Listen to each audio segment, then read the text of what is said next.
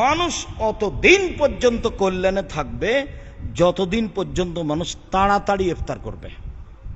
অতদিন কল্যাণে থাকবে যতদিন পর্যন্ত মানুষ তাড়াতাড়ি ইফতার করবে।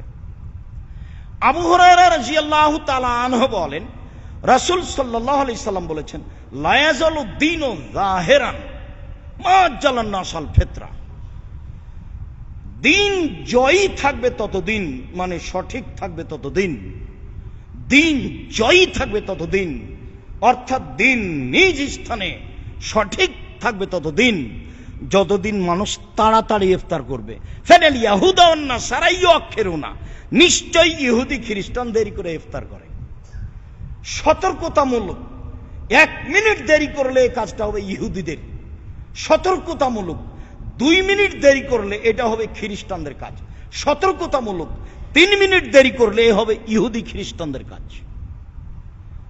যেইটা সরকারিভাবে পেপার পত্রিকায় সূর্য ডুবার সময় উল্লেখ আছে, আপনি অন্তত তার 30 সেকেন্ড আগে ইফতার করার চেষ্টা করবেন, তাহলে হবে তাড়াতাড়ি।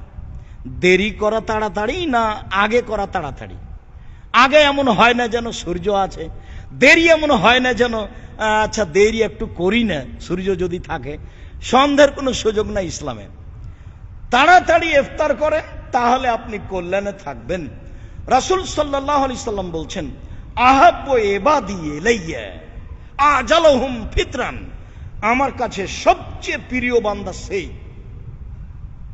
আল্লাহর নবীর কাছে প্রিয় মানুষ সেই, আল্লাহর কাছে প্রিয় বান্দা সেই যে তাড়াতাড়ি ইফতার করে।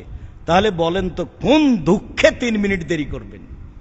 রাস্তাঘাটে চলা আপনার এত বিপদ যে তারা ইফতার করছে 5 মিনিট দেরিতে, সে আপনার উপরে মনে হচ্ছে জুলুম শুরু হয়ে গেল।